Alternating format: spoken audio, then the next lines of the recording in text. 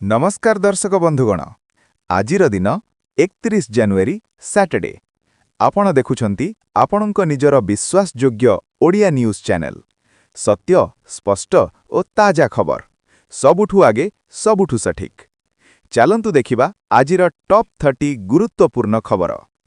प्रथम खबर ओडिशा रे राज्य विकास कार्यक्रम सरकारी योजनागुड़ीर कार्यकारी प्रभाव। ओडिशा रे राज्य सरकार द्वारा चालुथिबा विकास कार्यक्रमगुड़ी राज्यर समग्र उन्नति रे गुरुत्वपूर्ण भूमिका नेउछि। ग्रामीण अंचलरू नगर अंचल पर्यंत सड़क जल संसाधन बिजुली एवं स्वास्थ्य सेवा उपरे जोर दिया जाइछि। एही योजनागुड़ीर माध्यमरे ग्रामीण जीवनधारारे परिवर्तन आसिबा देखा जाउछि। सरकारंक द्वारा चालुथिबा विभिन्न योजनारे लाभार्थी मानंकु सीधा लाभ पहुंचिबा पाई डिजिटल पद्धति लागू करा जाइछि। ट्रांसपेरेंसी और अकाउंटेबिलिटी बढ़िबा सह लोकंक भरोसा मध्य मजबूत हेउछि। विकास कार्यक्रमगुड़ी राज्यर आर्थिक गतिकु आगकु नेउछि। परवर्ती खबर कृषि और चाष क्षेत्र रे नव आशा चाष मानंक आय बढ़िबा उपरे जोर। राज्य रे कृषि क्षेत्र को अधिक लाभकारी करिबा पाई सरकार नव योजना और सहायता घोषणा करिसंती। इम्प्रूव्ड बीज कृषि यंत्र सब्सिडी एवं सिंचाई व्यवस्था बढ़िबा द्वारा चाष मानंकु सहायता मिलुछि। चाष मानंक पाई ट्रेनिंग कैंप सॉइल टेस्ट एवं मार्केट लिंकेज व्यवस्था मध्य सुधार करा जाउछि। एही पदक्षेप द्वारा ग्रामीण अर्थनीति मजबूत हेबा सह चाष मानंक जीवनधारारे स्थिरता आसिबो आशा करा जाउछि।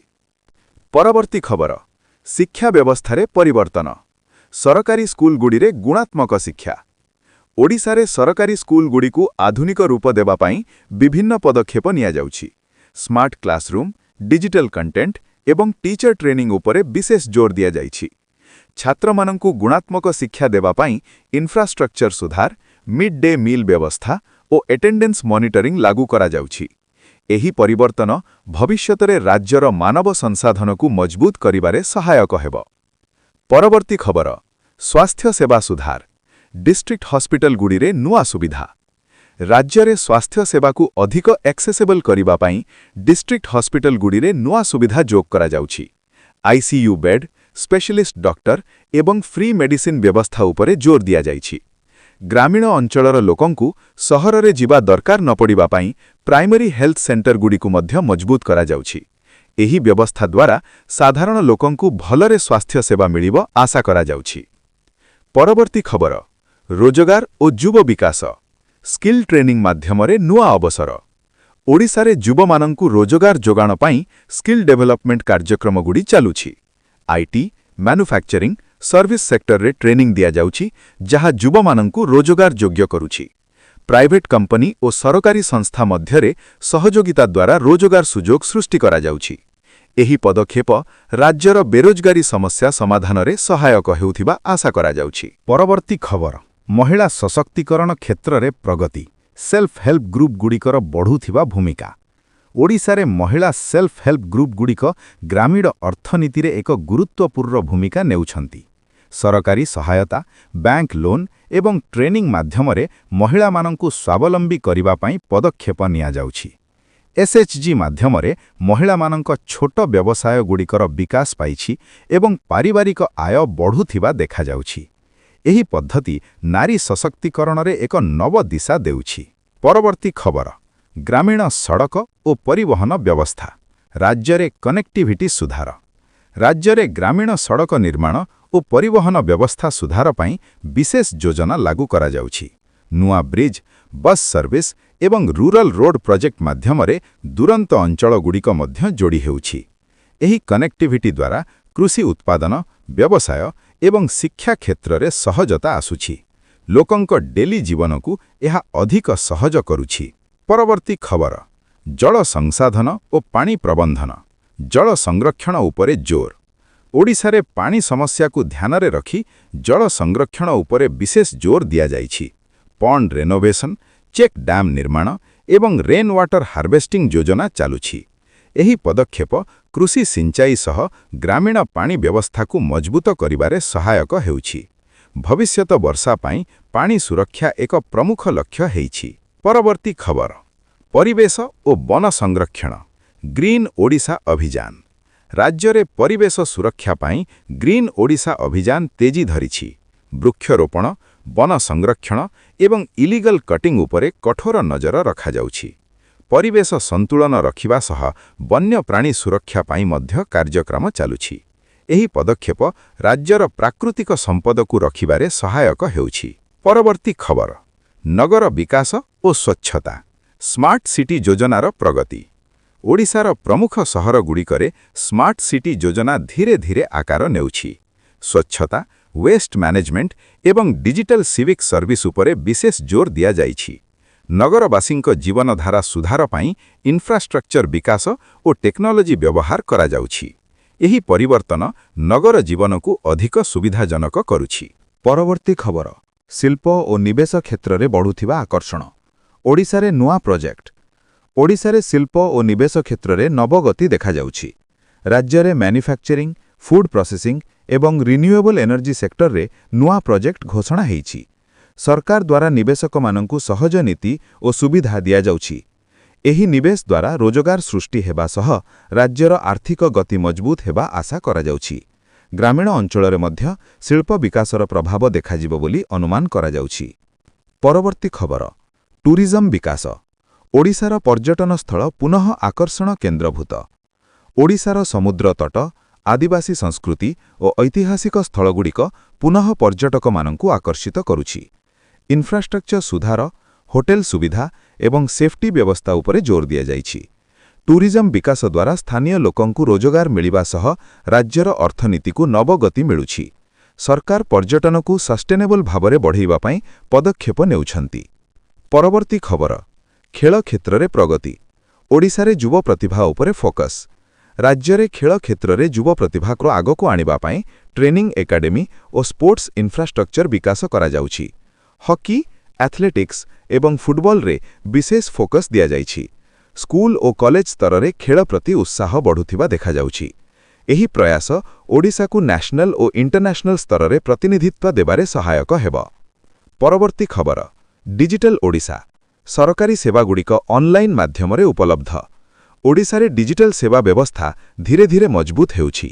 ସର୍ଟିଫିକେଟ୍, ଲ୍ୟାଣ୍ଡ ରେକର୍ଡ ଏବଂ ୱେଲଫେୟାର ଯୋଜନାର ଆପ୍ଲିକେସନ ଅନଲାଇନ ମାଧ୍ୟମରେ ହେଉଥିବା ଦେଖାଯାଉଛି।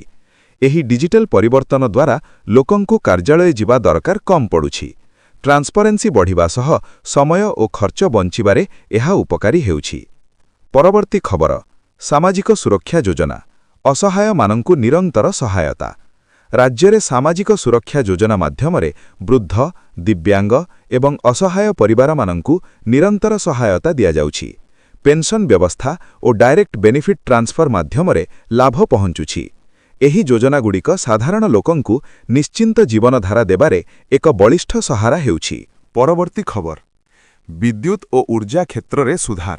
ଗ୍ରାମୀଣ ଅଞ୍ଚଳରେ ନିରନ୍ତର ବିଜୁଳି ଯୋଗାଣ। ଓଡ଼ିଶାରେ ବିଦ୍ୟୁତ୍ ବ୍ୟବସ୍ଥାକୁ ଅଧିକ ମଜବୁତ କରିବା ପାଇଁ ନୂଆ ଟ୍ରାନ୍ସଫର୍ମର, ସବଷ୍ଟେସନ ଏବଂ ଟ୍ରାନ୍ସମିଶନ ଲାଇନ୍ ସ୍ଥାପନା କରାଯାଉଛି। ଗ୍ରାମୀଣ ଅଞ୍ଚଳରେ ଲୋଡ୍ ଶେଡିଂ ସମସ୍ୟା କମ୍ କରିବା ପାଇଁ ବିଶେଷ ଯୋଜନା ଲାଗୁ କରାଯାଇଛି। ନିରନ୍ତର ବିଜୁଳି ଯୋଗାଣ ଦ୍ୱାରା ଛୋଟ ଉଦ୍ୟୋଗ, କୃଷି ସିଞ୍ଚାଇ ଏବଂ ଘରେଲୁ ଜୀବନରେ ସୁବିଧା ବଢ଼ୁଥିବା ଦେଖାଯାଉଛି। ଉର୍ଜା ସୁଧାର ରାଜ୍ୟର ସମଗ୍ର ବିକାଶ ପାଇଁ ଗୁରୁତ୍ୱପୂର୍ଣ୍ଣ ଭୂମିକା ନେଉଛି। ପରବର୍ତ୍ତୀ ଖବର, ଶିକ୍ଷା ଓ ଯୁବ ଚେତନା। ଉଚ୍ଚ ଶିକ୍ଷା ପ୍ରତି ଛାତ୍ରମାନଙ୍କର ଅଗ୍ରସରତା। ରାଜ୍ୟରେ ଉଚ୍ଚ ଶିକ୍ଷା ପ୍ରତି ଛାତ୍ରମାନଙ୍କର ରୁଚି ବଢ଼ୁଥିବା ଦେଖାଯାଉଛି। କଲେଜ ଓ ୟୁନିଭର୍ସିଟିଗୁଡ଼ିକରେ ନୂଆ କୋର୍ସ, ରିସର୍ଚ୍ଚ ସୁବିଧା ଏବଂ ସ୍କଲାରସିପ୍ ବ୍ୟବସ୍ଥା ଲାଗୁ କରାଯାଉଛି। ଏହି ପଦକ୍ଷେପ ଦ୍ୱାରା ଯୁବମାନଙ୍କୁ କ୍ୟାରିୟର ଗଠନରେ ସାହାଯ୍ୟତା ମିଳୁଛି। ଶିକ୍ଷା କ୍ଷେତ୍ରର ଏହି ପ୍ରଗତି ଭବିଷ୍ୟତରେ ରାଜ୍ୟକୁ ଜ୍ଞାନ ଆଧାରିତ ଅର୍ଥନୀତି ଦିଗରେ ନେଉଛି। ପରବର୍ତ୍ତୀ ଖବର, କାନୁନୀ ବ୍ୟବସ୍ଥା ଓ ସୁରକ୍ଷା। ରାଜ୍ୟରେ ଲ ଆଣ୍ଡ ଅର୍ଡର ଉପରେ ଜୋର। ଓଡ଼ିଶାରେ କାନୁନୀ ବ୍ୟବସ୍ଥାକୁ ମଜବୁତ ରଖିବା ପାଇଁ ପୁଲିସ ପେଟ୍ରୋଲିଂ ବଢ଼ାଯାଇଛି। ଅର୍ବାନ ଏବଂ ଗ୍ରାମୀଣ ଅଞ୍ଚଳରେ ସର୍ଭେଲେନ୍ସ ସିଷ୍ଟମ ଉପରେ ମଧ୍ୟ ଜୋର ଦିଆଯାଇଛି। ଲୋକଙ୍କ ସୁରକ୍ଷା ନିଶ୍ଚିତ କରିବା ପାଇଁ ଆୱେୟାରନେସ୍ ପ୍ରୋଗ୍ରାମ ଏବଂ କ୍ୱିକ୍ ରେସ୍ପନ୍ସ ଟିମ୍ ଚାଲୁଛି। ଏହି ପ୍ରୟାସ ରାଜ୍ୟରେ ଶାନ୍ତି ଓ ବିଶ୍ୱାସର ପରିବେଶ ସୃଷ୍ଟି କରୁଛି। ପରବର୍ତ୍ତୀ ଖବର, ସଂସ୍କୃତି ଓ ପରମ୍ପରା। ଓଡ଼ିଶାର ଲୋକକଳା ଓ ଉତ୍ସବରେ ନବ ଉତ୍ସାହ। ଓଡ଼ିଶାର ପାରମ୍ପରିକ ଲୋକକଳା, ନୃତ୍ୟ ଏବଂ ହସ୍ତଶିଳ୍ପ ପ୍ରତି ପୁନଃ ରୁଚି ବଢ଼ୁଥିବା ଦେଖାଯାଉଛି। ସରକାର ଓ ବେସରକାରୀ ସଂସ୍ଥା ମାଧ୍ୟମରେ କଳା ଉତ୍ସବ ଓ ମେଳା ଆୟୋଜନ କରାଯାଉଛି। ଏହି ପ୍ରୟାସ ମାଧ୍ୟମରେ ସ୍ଥାନୀୟ କଳାକାରମାନଙ୍କୁ ମଞ୍ଚ ମିଳୁଛି ଏବଂ ଓଡ଼ିଶାର ସଂସ୍କୃତି ଦେଶ ବିଦେଶରେ ପରିଚିତ ହେଉଛି। ପରବର୍ତ୍ତୀ ଖବର, ଆବାସ ଯୋଜନାରେ ପ୍ରଗତି। ଗରିବ ପରିବାରମାନଙ୍କୁ ପକ୍କା ଘର। ରାଜ୍ୟରେ ଆବାସ ଯୋଜନା ମାଧ୍ୟମରେ ଗରିବ ଏବଂ ଅସହାୟ ପରିବାରମାନଙ୍କୁ ପକ୍କା ଘର ମିଳୁଛି। ଘର ନିର୍ମାଣ ସହ ବିଜୁଳି, ପାଣି ଏବଂ ସ୍ୱଚ୍ଛତା ସୁବିଧା ଯୋଗ କରାଯାଉଛି। ଏହି ଯୋଜନା ଦ୍ୱାରା ହଜାର ହଜାର ପରିବାର ସୁରକ୍ଷିତ ଅବସ୍ଥା ପାଇଛନ୍ତି ଏବଂ ତାଙ୍କ ଜୀବନଧାରାରେ ସ୍ଥିରତା ଆସୁଛି। ପରବର୍ତ୍ତୀ ଖବର, ଓଡ଼ିଶାରେ ମହିଳା ସଶକ୍ତିକରଣ, ସେଲ୍ଫ ହେଲ୍ପ ଗ୍ରୁପ ମାଧ୍ୟମରେ ଆର୍ଥିକ ସ୍ୱାବଲମ୍ବନ। ଓଡ଼ିଶାରେ ମହିଳାମାନଙ୍କୁ ସ୍ୱାବଲମ୍ବୀ କରିବା ପାଇଁ ସେଲ୍ଫ ହେଲ୍ପ ଗ୍ରୁପଗୁଡ଼ିକୁ ଅଧିକ ସକ୍ରିୟ କରାଯାଉଛି। ଗାଁଠାରୁ ସହର ପର୍ଯ୍ୟନ୍ତ ଏସ୍ଏଚ୍ଜି ମାଧ୍ୟମରେ ସିଲାଇ, ମସଲା, ଚୁଡ଼ା, ହ୍ୟାଣ୍ଡରୁମ୍ ଏବଂ ଛୋଟ ବ୍ୟବସାୟ ବିକାଶ ପାଇଛି। ସରକାର ପକ୍ଷରୁ ବ୍ୟାଙ୍କ ଲିଙ୍କେଜ ଏବଂ ସବସିଡି ସହାୟତା ବଢ଼ାଯାଇଛି। ଏହି ପ୍ରୟାସ ମହିଳାମାନଙ୍କୁ ନିଜର ପରିବାର ଓ ସମାଜରେ ଶକ୍ତି ଦେଉଛି। ପରବର୍ତ୍ତୀ ଖବର, ଓଡ଼ିଶାରେ ପର୍ଯ୍ୟଟନ ବିକାଶ, ଗ୍ରାମ୍ୟ ଓ ଇକୋ ଟୁରିଜମ ଉପରେ ଜୋର। ରାଜ୍ୟରେ ପର୍ଯ୍ୟଟନ କ୍ଷେତ୍ରକୁ ନବ ଦିଶା ଦେବା ପାଇଁ ଗ୍ରାମ୍ୟ ଏବଂ ଇକୋ ଟୁରିଜମ ଉପରେ ଜୋର ଦିଆଯାଉଛି। ପ୍ରାକୃତିକ ସୁନ୍ଦରତା, ଜନଜାତି ସଂସ୍କୃତି ଏବଂ ହେରିଟେଜ୍ ସ୍ଥଳ ପର୍ଯ୍ୟଟକଙ୍କୁ ଆକର୍ଷିତ କରୁଛି। ପର୍ଯ୍ୟଟନ ବିଭାଗ ପକ୍ଷରୁ ଇନଫ୍ରାଷ୍ଟ୍ରକ୍ଚର ବିକାଶ ଏବଂ ଲୋକାଲ ୟୁଥ୍ ଟ୍ରେନିଂ କାର୍ଯ୍ୟକ୍ରମ ଆରମ୍ଭ ହୋଇଛି। ଏହି ଯୋଜନା ସ୍ଥାନୀୟ ରୋଜଗାର ବଢ଼ାଇବା ବୋଲି ଆଶା କରାଯାଉଛି। ପରବର୍ତ୍ତୀ ଖବର, ଓଡ଼ିଶାରେ ଡିଜିଟାଲ ସେବା, ଅନଲାଇନ ସୁବିଧା ଦ୍ୱାରା ଲୋକଙ୍କୁ ରାହତ। ରାଜ୍ୟରେ ଡିଜିଟାଲ ସେବା ବ୍ୟବସ୍ଥା ଧୀରେ ଧୀରେ ମଜବୁତ ହେଉଥିବା ଦେଖାଯାଉଛି। ଲ୍ୟାଣ୍ଡ ରେକର୍ଡ, ସାର୍ଟିଫିକେଟ୍, ରାସନ ଏବଂ ପେନ୍ସନ ଯେପରି ସେବା ଅନଲାଇନ ମାଧ୍ୟମରେ ଉପଲବ୍ଧ ହେଉଛି। ଏହି ବ୍ୟବସ୍ଥା ଦ୍ୱାରା ଲୋକଙ୍କୁ ଅଫିସ ଘୁରା କମ୍ ହେଉଛି ଏବଂ ସମୟ ବଞ୍ଚୁଛି। ସରକାର ପକ୍ଷରୁ ଡିଜିଟାଲ ଲିଟରେସି ବଢ଼ାଇବା ପାଇଁ ଟ୍ରେନିଂ ମଧ୍ୟ ଦିଆଯାଉଛି। ପରବର୍ତ୍ତୀ ଖବର, ଓଡ଼ିଶାରେ କୃଷି ନବଚିନ୍ତା, ଆଧୁନିକ ପଦ୍ଧତିକୁ ଆପଣାୟନ। ଚାଷୀମାନଙ୍କୁ ଅଧିକ ଲାଭ ଦେବା ପାଇଁ ଆଧୁନିକ କୃଷି ପଦ୍ଧତି ଆପଣାୟନ କରାଯାଉଛି। ଡ୍ରିପ୍ ଇରିଗେସନ୍, ଅର୍ଗାନିକ୍ ଫାର୍ମିଂ ଏବଂ କ୍ରପ୍ ଡାଇଭର୍ସିଫିକେସନ ଉପରେ ଜୋର ଦିଆଯାଉଛି। କୃଷି ବିଭାଗ ପକ୍ଷରୁ ଟ୍ରେନିଂ ଓ ସବସିଡି ସହାୟତା ମିଳୁଛି। ଏହି ପ୍ରୟାସ ଚାଷୀର ଆୟ ବଢ଼ାଇବାରେ ସହାୟକ ହେଉଥିବା ବିଶ୍ୱାସ କରାଯାଉଛି। ପରବର୍ତ୍ତୀ ଖବର, ଓଡ଼ିଶାରେ ଯୁବ କ୍ରୀଡ଼ା ପ୍ରତିଭା, ରାଜ୍ୟ ସ୍ତରରେ ନବସିତାରା ଉଦ୍ଭବ। ରାଜ୍ୟରେ ଯୁବ କ୍ରୀଡ଼ା ପ୍ରତିଭାମାନଙ୍କୁ ଚିହ୍ନିବା ପାଇଁ ଡିଷ୍ଟ୍ରିକ୍ଟ ଓ ଷ୍ଟେଟ୍ ଲେଭେଲ ଟୁର୍ଣ୍ଣାମେଣ୍ଟ ଆୟୋଜନ କରାଯାଉଛି। ଆଥଲେଟିକ୍ସ, ହକି, ଫୁଟବଲ ଏବଂ ଇନଡୋର ଗେମ୍ରେ ନବପ୍ରତିଭା ଆଗକୁ ଆସୁଛି। ସ୍ପୋର୍ଟସ୍ ଇନଫ୍ରାଷ୍ଟ୍ରକ୍ଚର ବିକାଶ ଏବଂ କୋଚ୍ ସପୋର୍ଟ ମାଧ୍ୟମରେ ଯୁବ ଖେଳାଳିମାନଙ୍କୁ ଅଧିକ ସୁଯୋଗ ମିଳୁଛି। ଏହି ପ୍ରୟାସ ଓଡ଼ିଶାକୁ କ୍ରୀଡ଼ା ମାନଚିତ୍ରରେ ଅଧିକ ଉଜ୍ଜ୍ୱଳ କରିବା ବୋଲି ଆଶା। ପରବର୍ତ୍ତୀ ଖବର, ଓଡ଼ିଶାରେ ସ୍ୱାସ୍ଥ୍ୟସେବା ସୁଧାର। ଡିଷ୍ଟ୍ରିକ୍ଟ ହସ୍ପିଟାଲଗୁଡ଼ିକରେ ନବ ସୁବିଧା ଯୋଗ କରାଯାଉଛି। ଆଇସିୟୁ ବେଡ୍, ଡାୟାଲିସିସ୍ ୟୁନିଟ୍ ଏବଂ ଆଡଭାନ୍ସ ଡାୟଗ୍ନୋଷ୍ଟିକ୍ ମେସିନ୍ ସ୍ଥାପନା ହୋଇଛି। ଡକ୍ଟର ଓ ନର୍ସିଂ ଷ୍ଟାଫର ସଂଖ୍ୟା ବଢ଼ାଯାଇଛି। ଗ୍ରାମୀଣ ଅଞ୍ଚଳରେ ବସୁଥିବା ଲୋକଙ୍କୁ ସହର ଉପରେ ନିର୍ଭରତା କମ୍ ହୋଇଥିବା ଦେଖାଯାଉଛି। ପରବର୍ତ୍ତୀ ଖବର, ଓଡ଼ିଶାରେ ଶିକ୍ଷା ବିକାଶ, ସ୍ମାର୍ଟ କ୍ଲାସରୁମ୍ ଓ ଡିଜିଟାଲ ପାଠ୍ୟପଦ୍ଧତି। ରାଜ୍ୟରେ ଶିକ୍ଷା କ୍ଷେତ୍ରରେ ଡିଜିଟାଲ ପରିବର୍ତ୍ତନ ଦେଖାଯାଉଛି। ସରକାରୀ ସ୍କୁଲଗୁଡ଼ିକରେ ସ୍ମାର୍ଟ କ୍ଲାସରୁମ୍, ପ୍ରୋଜେକ୍ଟର ଏବଂ ଅନଲାଇନ୍ କଣ୍ଟେଣ୍ଟ ବ୍ୟବସ୍ଥା ଲାଗୁ କରାଯାଉଛି। ଛାତ୍ରମାନଙ୍କୁ ଆଧୁନିକ ଶିକ୍ଷା ପଦ୍ଧତି ମାଧ୍ୟମରେ ଗୁଣାତ୍ମକ ଜ୍ଞାନ ମିଳୁଛି। ଶିକ୍ଷକମାନଙ୍କୁ ଟ୍ରେନିଂ ମଧ୍ୟ ଦିଆଯାଉଛି। ପରବର୍ତ୍ତୀ ଖବର, ଓଡ଼ିଶାରେ ସଡ଼କ ଓ ପରିବହନ ବିକାଶ, ଗ୍ରାମୀଣ କନେକ୍ଟିଭିଟି ମଜବୁତ। ରାଜ୍ୟରେ ଗ୍ରାମୀଣ ସଡ଼କ ଓ ପରିବହନ ବ୍ୟବସ୍ଥାକୁ ଅଧିକ ମଜବୁତ କରାଯାଉଛି। ନୂଆ ବ୍ରିଜ, ବାଇପାସ୍ ରୋଡ୍ ଏବଂ ବସ୍ ସର୍ଭିସ ଆରମ୍ଭ ହୋଇଛି। ଏହି ବିକାଶ ଦ୍ୱାରା କୃଷି ଉତ୍ପାଦନ ଓ ବ୍ୟବସାୟ ସହଜ ହୋଇଥିବା ଦେଖାଯାଉଛି। ଲୋକଙ୍କୁ ଡେଲି ଯାତ୍ରା ମଧ୍ୟ ସହଜ ହୋଇଛି। ପରବର୍ତ୍ତୀ ଖବର, ଓଡ଼ିଶାରେ ଜଳ ସଂସାଧନ ପ୍ରବନ୍ଧନ, ପାଣି ସଂରକ୍ଷଣ ଉପରେ ଜୋର। ବର୍ଷା ଜଳ ସଂରକ୍ଷଣ ଓ ପଣ୍ଡ ରେନୋଭେସନ ଉପରେ ରାଜ୍ୟରେ ଜୋର ଦିଆଯାଉଛି। ଚେକ୍ ଡ୍ୟାମ୍, ନୂଆ ଟ୍ୟାଙ୍କ ଓ କେନାଲ ରିପେୟାର କାର୍ଯ୍ୟକ୍ରମ ଚାଲୁଛି। ଏହି ଯୋଜନା କୃଷି ଏବଂ ପେଇବା ପାଣି ସମସ୍ୟା ସମାଧାନରେ ସହାୟକ ହେଉଥିବା ଆଶା କରାଯାଉଛି।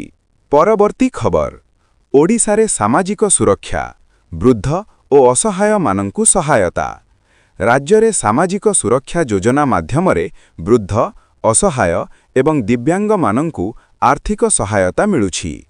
ପେନ୍ସନ୍ ଡିଷ୍ଟ୍ରିବ୍ୟୁସନ୍ ବ୍ୟବସ୍ଥାକୁ ଅଧିକ ଟ୍ରାନ୍ସପାରେଣ୍ଟ କରାଯାଉଛି। ଏହି ଯୋଜନା ଦ୍ୱାରା ଅସହାୟ ଲୋକଙ୍କୁ ଜୀବନରେ ନିଶ୍ଚିନ୍ତ ଭାବନା ମିଳୁଛି। ପରବର୍ତ୍ତୀ ଖବର ଓଡ଼ିଶାରେ କୃଷି ବିକାଶ ଚାଷୀମାନଙ୍କୁ ନବ ପ୍ରଯୁକ୍ତି ଓ ସହାୟତା ରାଜ୍ୟରେ କୃଷି କ୍ଷେତ୍ରକୁ ଅଧିକ ଲାଭକାରୀ କରିବା ପାଇଁ ସରକାର ନବ ପ୍ରଯୁକ୍ତି ଲାଗୁ କରୁଛନ୍ତି। କୃଷି ଯନ୍ତ୍ର ଉପରେ ସବସିଡି ଇମ୍ପ୍ରୁଭଡ୍ ବୀଜ ଏବଂ ସଏଲ୍ ଟେଷ୍ଟିଂ ବ୍ୟବସ୍ଥା ଗ୍ରାମୀଣ ଅଞ୍ଚଳରେ ପହଞ୍ଚୁଛି। ଚାଷୀମାନଙ୍କୁ ଟ୍ରେନିଂ ମାଧ୍ୟମରେ କମ୍ ଖର୍ଚ୍ଚରେ ଅଧିକ ଉତ୍ପାଦନ ପାଇଁ ପ୍ରୋତ୍ସାହନ ଦିଆଯାଉଛି। ଏହି ପଦ୍ଧତି ଚାଷୀମାନଙ୍କ ଆୟ ବଢ଼ାଇବାରେ ସହାୟକ ହେଉଛି। ପରବର୍ତ୍ତୀ ଖବର ଓଡ଼ିଶାରେ ନାରୀ ସଶକ୍ତିକରଣ ସେଲ୍ଫ ହେଲ୍ପ ଗ୍ରୁପ ମାଧ୍ୟମରେ ଆର୍ଥିକ ସ୍ୱାବଲମ୍ବନ ମହିଳା ସେଲ୍ଫ ହେଲ୍ପ ଗ୍ରୁପଗୁଡ଼ିକ ରାଜ୍ୟରେ ଆର୍ଥିକ ସଶକ୍ତିକରଣର ଏକ ବଳିଷ୍ଠ ମାଧ୍ୟମ ହୋଇଥିବା ଦେଖାଯାଉଛି। ବ୍ୟାଙ୍କ ଲୋନ୍ ସ୍କିଲ୍ ଟ୍ରେନିଂ ଏବଂ ବଜାର ସୁବିଧା ଯୋଗାଇ ଦିଆଯାଉଛି। ମହିଳାମାନଙ୍କ ଦ୍ୱାରା ଚଳାଉଥିବା ଛୋଟ ବ୍ୟବସାୟଗୁଡ଼ିକ ଗ୍ରାମୀଣ ଅର୍ଥନୀତିକୁ ମଜବୁତ କରୁଛି ଏବଂ ପାରିବାରିକ ଜୀବନରେ ନବ ଆତ୍ମବିଶ୍ୱାସ ଆଣିଥିବା ଦେଖାଯାଉଛି। ପରବର୍ତ୍ତୀ ଖବର ଓଡ଼ିଶାରେ ରୋଜଗାର ସୁଯୋଗ ଯୁବମାନଙ୍କୁ ନବ କ୍ଷେତ୍ରରେ ଅବସର ରାଜ୍ୟରେ ଯୁବମାନଙ୍କୁ ରୋଜଗାର ଦେବା ପାଇଁ ସ୍କିଲ୍ ଡେଭଲପମେଣ୍ଟ କାର୍ଯ୍ୟକ୍ରମ ଉପରେ ଜୋର ଦିଆଯାଉଛି। ଆଇଟି ମ୍ୟାନୁଫ୍ୟାକ୍ଚରିଂ ଏବଂ ସର୍ଭିସ ସେକ୍ଟରରେ ଟ୍ରେନିଂ ବ୍ୟବସ୍ଥା ବଢ଼ାଯାଇଛି।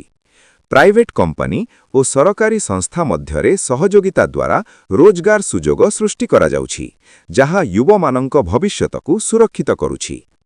ପରବର୍ତ୍ତୀ ଖବର ଓଡ଼ିଶାରେ ପରିବେଶ ସୁରକ୍ଷା ବନ ଓ ବନ୍ୟପ୍ରାଣୀ ସଂରକ୍ଷଣ ରାଜ୍ୟରେ ବନ ସଂରକ୍ଷଣ ଓ ବନ୍ୟପ୍ରାଣୀ ସୁରକ୍ଷା ପାଇଁ କଠୋର ପଦକ୍ଷେପ ନିଆଯାଉଛି। Plantation drive illegal tree cutting ଉପରେ ନଜର ଏବଂ ଆୱେରନେସ୍ ପ୍ରୋଗ୍ରାମ ଚାଲୁଛି। ବନ୍ୟପ୍ରାଣୀ ଓ ମଣିଷ ମଧ୍ୟରେ ସଂଘର୍ଷ କମ୍ କରିବା ପାଇଁ ନବ ଯୋଜନା ଲାଗୁ କରାଯାଉଛି, ଯାହା ପରିବେଶ ସନ୍ତୁଳନକୁ ରଖିବାରେ ସହାୟକ ହେଉଛି। ପରବର୍ତ୍ତୀ ଖବର ଓଡ଼ିଶାରେ ନଗର ବିକାଶ ସ୍ୱଚ୍ଛତା ଓ ସ୍ମାର୍ଟ ସିଟି ଯୋଜନା ରାଜ୍ୟର ପ୍ରମୁଖ ସହରଗୁଡ଼ିକରେ ସ୍ୱଚ୍ଛତା ଓ ସ୍ମାର୍ଟ ସିଟି ଯୋଜନା ଆଧୁନିକ ରୂପ ନେଉଛି। Waste management LED street light ଏବଂ ଡିଜିଟାଲ ସର୍ଭିସ୍ ବ୍ୟବସ୍ଥା ଲାଗୁ କରାଯାଉଛି। ଏହି ବିକାଶ ଦ୍ୱାରା ନଗର ଜୀବନକୁ ଅଧିକ ସହଜ ସୁରକ୍ଷିତ ଏବଂ ପରିବେଶ ବାନ୍ଧବ କରିବା ଲକ୍ଷ୍ୟ ରଖାଯାଇଛି।